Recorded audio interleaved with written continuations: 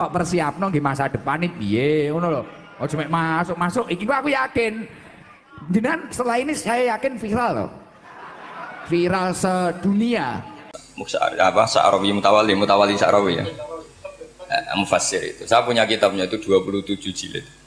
Saya sebagai peneliti itu ya ndak tasdek amat karena saya butuh adit ya, butuh penguat itu. Dan penguat itu pula yang saya bawa ke sini. Ya ini saya baca terjemahnya dulu, nanti saya baca Arabnya supaya dapat barokahnya Rasulullah SAW sebagai Jami'ul Kalim. Nabi pernah didatangi seorang bedui. Bedui itu Arabi, orang kampung. Minta sama Nabi, karena Nabi itu udah orang kaya, tentu kira-kira saya bayangkan ya dikasih 50.000 atau 10.000. Si Arabi ini tidak terima, dan tidak terima ngomong di depan umum. Ketika Rasulullah tanya, apa saya sudah baik sama kamu? Kata si Arabi tadi tidak. Karena kamu kikir hanya ngasih saya segini. Sahabat hampir marah saja karena Nabi tersinggung. Tapi Nabi lalu mengajak orang itu ke dalam rumah. Kira-kira kalau Indonesia mungkin ditambah 200.000 atau 300.000. Kemudian, apa ini cukup? Ya cukup. Kamu sudah puas? Ya puas. Fajazakallahu min ahlin wa asyiratin. Dipuji-puji Nabi. Kemudian kata Rasulullah, ayo kita keluar. Keluar nemuin khalayak begini. Khalayak rame tadi. Kamu tadi mengkritik saya, menghujat saya di depan umum. Maka kamu sekarang harus memuji saya di depan umum. Supaya clear. Akhirnya mau dia. Oke, kita mau. Akhirnya muji-muji bahwa Muhammad orang baik, dermawan gini. Setelah itu dia pulang. Hebatnya Rasulullah ketika pulang kata Nabi begini, sabda Nabi begini. Kalau saja dia pas benci saya itu kok mati. Saya ulang lagi, kalau saja dia pas komentari saya buruk tadi kok mati, maka dia mati sebagai min ahlin nar karena berstatus pencaci maki Nabi. Akhirnya dia muji Nabi itu lewat disuap, lewat dikasih uang lagi. Lu itu sudah sah. Jadi saking baiknya Allah, Islam suapan itu juga sah. Itu kan muji Nabi itu karena disuap. Makanya ini penting. Sehingga dalam khazanah Islam itu memang agak aneh-aneh. Jadi di antara ceritanya dalam hukum-hukum Islam itu ada orang fasiknya minta ampun, tapi minta karena iman sama hadis bahwa nanti kalau ada orang mati disaksikan orang dua, apalagi kalau 4 min ahli jannah, maka dia min ahli jannah. Itu dia fasiknya minta ampun, nyewa orang. Nanti kalau saya mati bilang saya orang baik. Betul. Setelah dia mati bayar. Ini baik. Satu kampung nggak ada yang percaya ini saksi bohong. Tapi sama Allah diampuni karena kesaksian suapan. Lalu berarti jangan ngalalo suap ya enggak, saya tidak ngalalo suap, ngalalo sedekah. Karena sekarang kalau ada caleg bayar katanya sedekah. Ya sedekah terpaksa. Ini penting saya utarakan karena apa? Allah itu menilai itu tidak sama dengan pikiran kita. Makanya kubu sebelah itu terlalu ekstrem, memaksa Allah berpikiran kayak dia. Satu karena kurang ngaji. Nomor 2 ya tadi emosinya lebih tinggi ketimbang intelektualnya. Ini penting saya utarakan. Ternyata orang yang nyuap tadi apa nilainya plus, yaitu dia iman sama dawai Rasulullah SAW. Kalau yang namanya saksi itu penting. Cuma dia mendapat cara itu lewat suap. Tapi kan iman. Iman kalau dawai Nabi itu benar. Kalau ada saksinya pasti min ahlil jannah. Terus dia nyari saksi harus dibayar.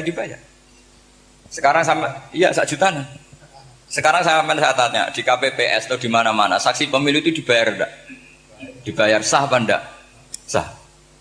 Jadi kadang kebenaran itu harus dibayar.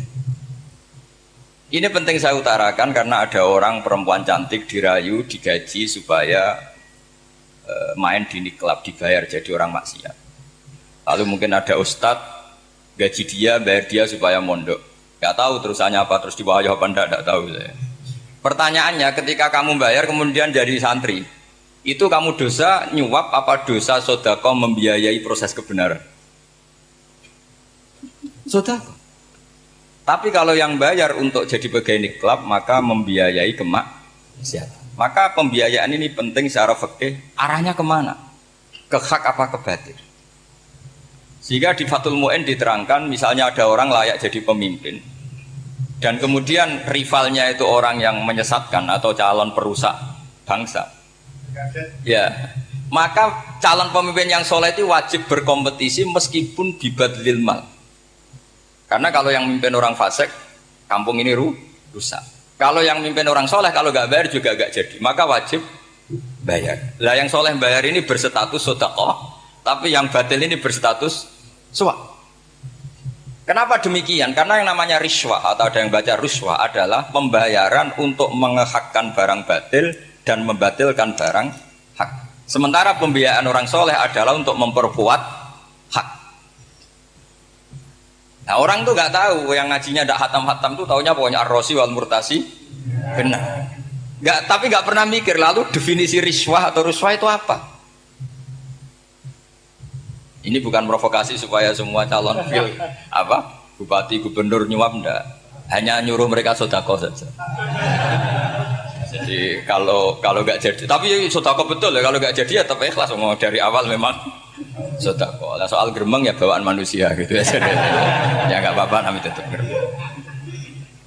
Ini penting saya utarakan, makanya menurut saya itu bangga dengan Pak Hamid karena sepupu mbah saya itu karena alimnya. Meskipun banyak orang mensifati beliau wali dan memang wali betul, tapi saya tetap menstatuskan beliau orang alim yang dari kelaziman alim itu beliau wali. Jangan dibalik, wali dulu baru alim. Karena dalam beliau orang lasem dan kaidah di lasem itu fakullu alimin waliyullah walaysa kullu waliillah aliman. Jadi kalau kaidah di daerah Jawa Tengah itu semua orang alim pasti wali, tapi kalau wali tidak mesti alim. Sehingga kalau menstatuskan alim itu keren. Kalau di Jawa Tengah status alim itu keren. Dan soal keramat yang kaitannya dengan Mbah Mun itu masyhur itu dulu ketika Mbah Hamid santai-santai sama Pak Detaibur sama keluarga. Beliau mau istirahat, kemudian yang datang Kiai Maimun, Mbah Mun zaman itu masih dipanggil Gus. Sopo pur, ada Pak Taifur di situ. Kata Pak Detaibur, saya kalau manggil Pak D itu Gus Mun. Dan itu Mbah Hamid ngendikan rojulun alimun waliyu. Itu orang lelaki yang alim yang wali. Jadi beliau muji Mbah Mun juga alimun dulu, rojulun alimun wali. Ini penting saya utarakan karena kesanatan keilmuan beliau jelas dari beberapa keluarga di Lasem.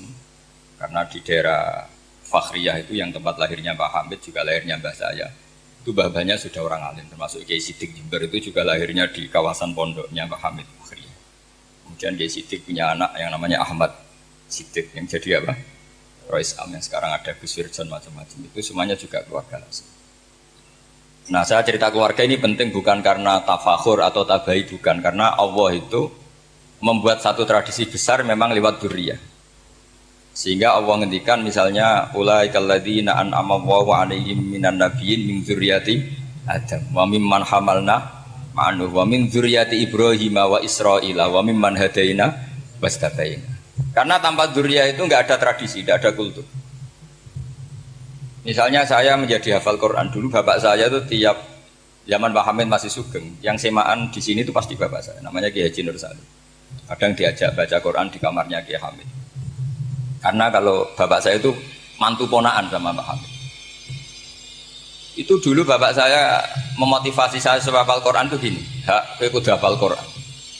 Nak kowe hafal Quran, iku kepaten obor. Kok anak merapal luwe duwe alasan. Jadi kalau ada Gus tidak alim itu mesti salah bapaknya. Karena kalau bapaknya bisa baca Wahab, anaknya mau baca primbon itu malu. Tapi kalau bapaknya sudah bacanya WA, anaknya jadi primbon. Era cucu sudah dukun. Era cucu sudah kayak Dimas Kanjeng, nanti itu pasti. Karena nggak ada rasa malunya. Tapi kalau bapaknya alim, baca Wahab misalnya, juga Qanaah, anaknya juga itu figurnya. Terus cucunya juga gitu figurnya, makanya disebut dzurriyyatam ba'duha. Ini penting. Dulu Mbah Mun itu sering ijazahi saya, itu persis ijazahnya bapak, ijazahnya Mbah Hamid. Kalau punya amplop itu ya dibeda-bedakan, ini amplop dari tamu, ini dari pejabat, ini dari orang fakir. Sehingga penggunaannya juga sesuai itu, tidak serampangan. Karena dianggap amanat, kalau kita salah tasarruf maka menjadi hisab. Kalau sekarang nggak salah dikumpulkan. Orang desa salam template wadol pitik kuru wedhus kuru ambek guse tuku HP seri terbaru itu kan kasihan ya. Padahal sing salam template itu ibunya kerja di Malaysia, mungkin gelantungan ngecat tembok di Malaysia. Hasil salam template digugus tuku HP terbaru itu kan nggak imbang. Nanti gue tuku tasbih kan sumbut. Ini bukan nyindir tapi ngamuk. Jadi ini penting karena semuanya itu ada hisabnya. Walatus alun nayoma idin anina. Karena tradisi ini harus kita teruskan ala qadril istito. Karena itu nanti yang mengawal ilmu. Kemudian termasuk tradisi mengakui santri goblok, ini penting. Itu enggak ada santri sebarokah santri goblok. Makanya dulu Mbah Mun, Mbah Hamid, Kiai Alim itu kalau sama santri goblok ya tidak benci. Enggak kayak sekarang semua orang bikin sekolah unggulan. Sekolah unggulan itu kritik saya hanya memproduksi orang-orang yang nantinya mendapat. Kalau kamu punya santri hafal Quran, nanti hadiahnya umroh. Langlanya umroh, santri pinter hadiahnya beasiswa. Tapi hubungannya sama negara itu mendapat. Sementara santri yang goblok hidup di pedalaman Kalimantan karena di sana belum ada masjid, bikin masjid. Sebagian hartanya dipakai masjid, sebagian hartanya dipakai bangun masjid. Ini yang goblok pendiri masjid, yang pinter pengajian di masjid dibisaroi uang kas masjid. Artinya gini, ya kalau halalnya halal, tapi kita mbok yoroh hikmahnya orang-orang goblok. Supaya kita tetap ngaji Rabbana ma khalaqta hadza batila. Semua ini ada gunanya. Subhanaka ma khalaqta. Jadi semuanya ada gunanya. Maka bagi santri-santri yang goblok tolong nanti saya di Fatihah karena saya ini pembela Anda. Lo yang ngomong biar saya karena saya terkenal santri pinter. Kalau yang ngomong sampean goblok kan nggak ada yang percaya. Oh, padune padha gobloke kan gitu. Yang ngomong harus saya. Saya itu niru Rasulullah Shallallahu Alaihi Wasallam. Nabi itu kalau ada santri serabakat pinter itu diwaris sak surat usung nang mulai pinter. Banyak itu. Balighu anni walau ayah, ada sahabat ngaji hanya diajari idza zulzilatil ardu sudah kamu pulang sudah pinter. Karena betul. Sekarang coba dia ngenangan. Ada santri alim alamah. Mungkin bakasnya furu'iyah. Gimana hukumnya Jumatan jumlahnya itu 40 kurang atau 40 pas imam. Kemudian ada yang batal satu, hukumnya gimana? Dia mikir furu'iyah. Sementara yang goblok, dia di desa tertinggal gak ada masjid. Piye caranya dia masjid? Ini bikin aslul ibadah. Yang sini sudah khilaf tentang yang gak penting. Jadi orang goblok kadang lebih keren. Akhirnya apa? Duriannya yang goblok nanti jadi orang alim alama ngekholi wong goblok karena pendirinya biasanya orang pati pinter. Itulah Allah Subhanahu wa taala. Ada bikin sesuatu itu sia-sia. Nah, saya ini korban ilmu itu. Akhirnya santri saya banyak yang enggak jelas. Ya, tapi ya saya terima saja. Saya santri itu macam-macam. Ada yang profesor, ada yang doktor, ada yang goblok, ada yang baru tobat kemarin. Ada yang Cina lagi seneng ahli sunnah wal jamaah, macam-macam. Semuanya ngaji sama saya. Karena saya tetap berkeyakinan Rabbana ma khalaqta hadza. Ini penting saya utarakan karena khazanah kita ini jangan digerus oleh orang yang tidak bertanggung jawab. Pernah ada di hadis Muslim, ini cerita di Sahih Muslim. Ada seseorang sedang sujud kemudian diinjek oleh orang fasik. Saya ulang lagi, diinjek. Rokobahnya, yang diinjek itu rokobahnya. Lehernya itu diinjek sama orang fasik. Kemudian si yang sujud tadi bersumpah wallahi la yaghfiru wallahu lak. Demi Allah, Allah tidak akan mengampuni kamu. Itu Allah kemudian mewahyukan sama Nabi di zamannya. Wahyunya adalah mangkalladzi yata'alla alayya alla aghfira li fulan laqad ghafartu dzunuba wa ahbattu amalat. Siapa yang mencantut namaku dengan menstatuskan saya tidak bisa memberi maaf, sungguh orang itu saya maafkan dan yang ahli ibadah amalnya tak cabut semua, tak hapus. Karena Allah tuh nggak boleh distatuskan sesuai keinginan kita. Kita sedang soleh terus mengatakan orang lain tidak soleh, Allah tidak akan ngampuni. Ngampuni tidak, itu wilayahnya Allah dan Allah yaf'alu ma yasha. Dan Allah berkali-kali memaklumatkan dirinya yaghfiru liman yasha wa yu'adzibu man yasha. Tapi ini kubu sebelah nyifati Allah hanya wa yu'adzibu, kubu sebelah kan gitu. Tidak pernah kalau Allah disifati yaghfir. Bagaimana Allah gak tersinggung? Allah selalu distatuskan yu'adzib. Itu kira-kira kalau Allah kan gini, saya ini bisa wa'adzib, bisa aghfir, kenapa status saya tinggal yu'adzib? Ini ngaji di mana? Khatam enggak gitu kan gitu. Makanya resikonya ahli sunnah itu masyhur tuh Pak Hamid Pasuruan. Tamu macam-macam diterima. Ketika orang benci Golkar itu ada tamu dari Golkar juga diterima. Ketika orang nggak mau diberi hadiah oleh orang Golkar, Pak Hamid ya diterima. Bilang ke bapak, mau ngaku lo mau wae Nur, duit enggak ono gunane dhewe. Sing marai rawan hisab itu kan kamu dapat uang nggak jelas kemudian kamu pakai pribadi. Kalau orang-orang soleh kan nggak pernah dipakai, kan aman saja. Loh, dihisab apanya? Hanya peralon. Kalau istilahnya Mbah Hamid itu peralon. Datang diberikan orang lagi, datang diberikan. Kalau kena kamu kan hisab. Terus kamu nyate makan wareg glegeken. Wah itu uangnya nggak jelas dipakai nyate glegeken, ya mesti hisab. Kalau nggak jelas ya disedekahkan. Kalau ingin bebas apa? Bisa. Tapi kalau sering sedekah biasanya nggak bebas dari miskin. Tapi kalau kamu wali kan tetap ya Pak Hamid itu masyhur bisa kok. Tapi kan nggak jadi miskin. Kamu nggak terkenal sakok tapi miskin. Ini nggak wali. Ini penting. Jadi kebanyakan orang ekstrim karena mensifati Allah Ta'ala itu hanya dengan status yu'adzib, tidak dengan status yaghfir. Dan itu mereka harus ngaji lagi. Kurang apanya Rasulullah SAW? Nabi sebagai manusia benci sekali sama pembunuh Hamzah karena qatilu ahabbin nasi ila Rasulillah. Yaitu sama Wahsy. Siapa yang nggak tahu Wahsy? Qatala ahabban nasi ila Rasulillah, itu qatala Hamzah. Dan ketika Nabi nyuwun sewu maksud no Wahsy, Allah malah nurkan ayat laisa laka minal amri syai'un aw yatuba alaihi. Ada pilihannya aw yatuba alaihi. Apa yang terjadi? Justru Allah mentobati Wahsy. Memaafkan Wahsy, mentobati Wahsy. Ada sahabat yang dipuji Nabi Hamamatul Masjid, akhirnya Su'ul Khotimah. Kita tahu ceritanya siapa? Sa'labah. Makanya kata Mbah Mun sering cerita ke saya. Banyak orang darani saya itu tidak jelas, kata Mbah Mun, karena saya sama siapa saja baik, sehingga banyak yang nuduh saya itu tidak jelas.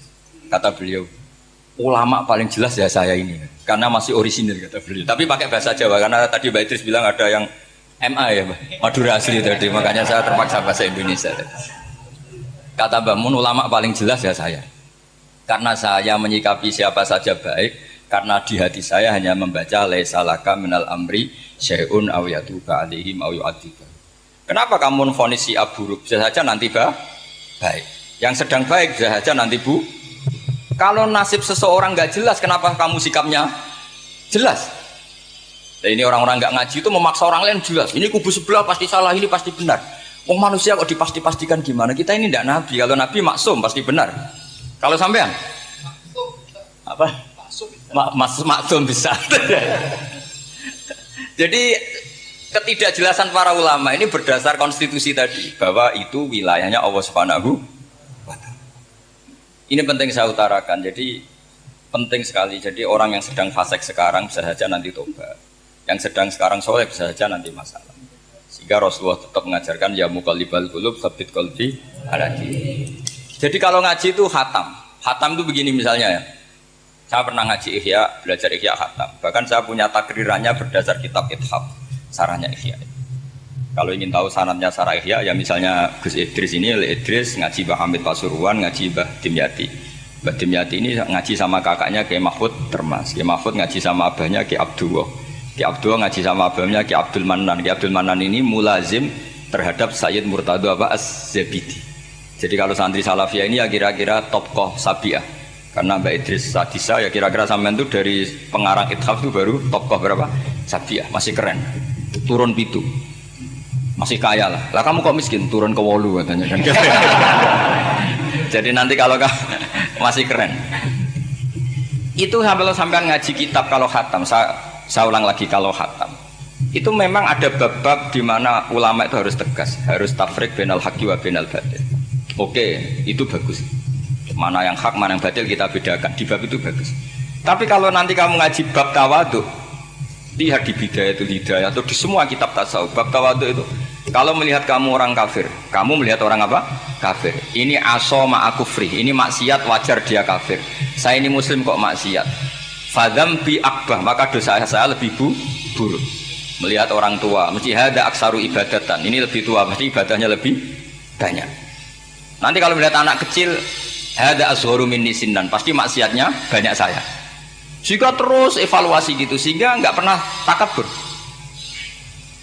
Misalnya di sini, saya ini kan gayanya keren, duduk di atas sampean di bawah. Gayanya tok, hakikatnya sampean lebih sombong karena memerintahkan saya. Jadi panitianya itu, makanya saya merasa tawadhu saja meskipun berdiri. Karena hakikat saya ini makmur, diperintah. Panitia ini, penyelenggara ini amir, pemerintah. Kira-kira sombong mana? Itu sekali saya tidak memaafkan, finnar itu.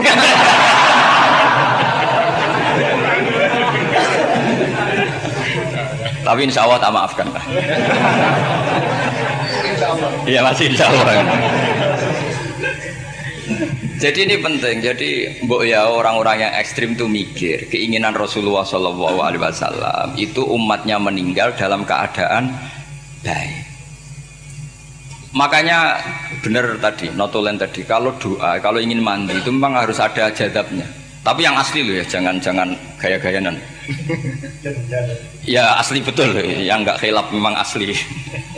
Itu ada seorang wali doa di depan Nabi itu begini, ya Allah, saya harus jadi orang soleh. Allah diharus-haruskan, itu kan nggak sopan ya. Ya Allah, saya ini harus jadi orang soleh. Kenapa? Sekali saya soleh, maka surroh habibu, yang senang kekasihmu. Sekali saya fasik, maka yang senang musuhmu, yaitu iblis. Tinggal jenengan milih mana, nyenangkan kekasihmu apa nyenangkan musuhmu. Akhirnya ada batahu, ya sudah soleh aja, soleh ini kok doa kok neror orang ini. Kira-kira gitu. Jadi ya Allah, saya harus jadi orang soleh. Kalau saya jadi orang soleh, surroh habibu, yang senang kekasihmu. Kalau saya jadi orang fasik, yang senang musuhmu. Sebenarnya tinggal milih saja, menyenangkan kekasihmu apa menyenangkan musuhmu. Kira-kira Allah senang mana? Senang menyenangkan. Wah, itu doa paling mustajab. Tapi syaratnya harus anti bikolbin dan dari ijazah nggak mandi, itu ijazah nggak mandi. Maka ini tidak saya ijazahkan. Nanti kalau kamu ngalami isak sendiri, ngalami wujdi sendiri, terus ngalami itu, insya Allah makbul. Tidak mau gaya-gayanan copy paste, nggak diterima itu. Jadi wali-wali dulu itu kalau berdoa itu sederhana, tapi dari hati yang paling dalam. Makanya Nabi Musa itu terkenal, orang paling seenaknya sendiri dan Nabi Musa hubungannya dengan Allah. Tapi sama Allah dimaafkan karena orisinil, tidak bikin-bikin. Rasulullah juga itu, kalau sudah marah itu doanya gitu.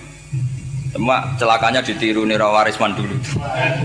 Nabi itu ketika perang Badar itu jelas kalah, nggak mungkin menang, sudah jelas kalah. Nabi hanya 313, orang kafir 1000 dengan perlengkapan apa? Sudah lengkap semua. Setelah perang dilihat itu jelas kalah. Seri awal yang memang kalah betul. Doanya Nabi apa? Allahumma intuhlik hadil isobah lam tu'bad badal ya. Ampun Gusti, silahkan bikin kalah, tapi ra ono sing roh najenan pangeran. Pun lairan jenengan dadi pangeran, serana sing roh. Enggak ada ibadah. Intuhlik hadil isobah lam tu'bad badal ya. Kalau engkau menghancurkan kelompok saya ini, jenengan sebagai Tuhan tidak ada yang nyembah lagi. Karena yang nyembah tinggal kelompok kita. Tapi yang ngendikan Nabi, kalau kamu niru tidak bisa. Gak bisa kamu doa, ya Allah saya ini santri salafiyah, kalau saya bodoh menjadi presiden buruk terhadap alumni salafiyah. Gak apa-apa sekali-kali doa gitu. Tapi kata Allah lainnya masih banyak.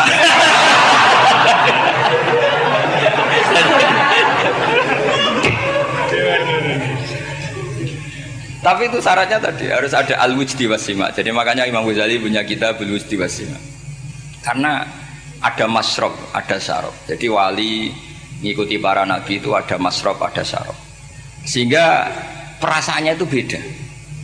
Saya punya sekian contoh. Makanya tadi saya bilang di sini yang cerita nanti tak baca Arabnya ya, tabarruk dengan jamil apa kalim. Jadi Nabi menyontohkan gini ya. Hubungannya Nabi dengan umatnya itu kata Rasulullah ibarat orang punya unta atau sapi yang susah itu. Yang sarodat itu berat. Kalau bahasa sini apa beda? Yang larat ya Pak? Melayu. Terus orang-orang lain ingin membantu, kubu sebelah ingin bantu, tapi ketika mereka ingin bantu malah unta ini tambah lari karena asing. Semua selain pemiliknya ini kan bagi unta itu asing. Jadi mau dibantu ditangkap tambah lari karena ini orang asing semua. Ngajinya agak jelas, asalnya agak jelas, tapi mau ikut ngurmat Islam ini asing semua. Akhirnya kata Nabi yang punya unta tadi datang, kemudian ngambil rumput, terus unta itu dipanggil, kemudian unta itu mengikuti. Kata Nabi, ibarat saya seperti itu. Kalau saya yang memimpin Islam, saya yang merawat umat saya, maka umat akan mudallalah, akan nurut. Tapi kalau yang rumat kalian, malah Islam menjadi kacau. Kenapa menjadi kacau? Karena tadi nyifati Allah saja salah. orang Islam baik dihukumi kafir hanya karena tahlilan, hanya karena manakiban dihukumi kafir. Sekarang inginnya Nabi orang menjadi muslim apa kafir? Inginnya Nabi orang menjadi muslim apa kafir? Muslim. Lalu gara-gara melakukan perilaku tertentu dihukumi kafir. Iya, ziarah wali songo musyrik, nyekel patok musyrik. Katanya minta sama mayit. Padahal saya andekan jadi mayit itu diziarahi sampean nggak seneng. Nggak senengnya karena ya kadang murid itu ziarahi gurunya ya kurang ajar. Masa gurunya dibilang gini, ya Allah, ingkana muhsinan fazid fi ihsani, wa ingkana musian fatajawas andu. Kata gurunya, soleh tenan darani ingkana. Makanya saya tidak suka zaman ziarah ke saya. Kecuali doanya ditasihkan dulu ke saya. Makanya nggak boleh ziarah itu pada Nabi, bisa murtad kan? Coba itu baca di depan Nabi, murtad nggak? Ya Allah, kalau ini baik maka gini, kalau buruk. Masa Nabi baiknya ingkana?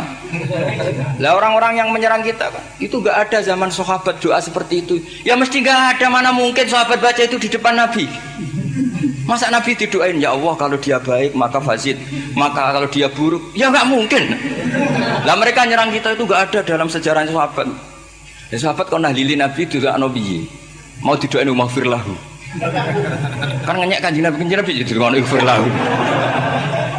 Ya mesti saja sahabat gak akan tahlilan.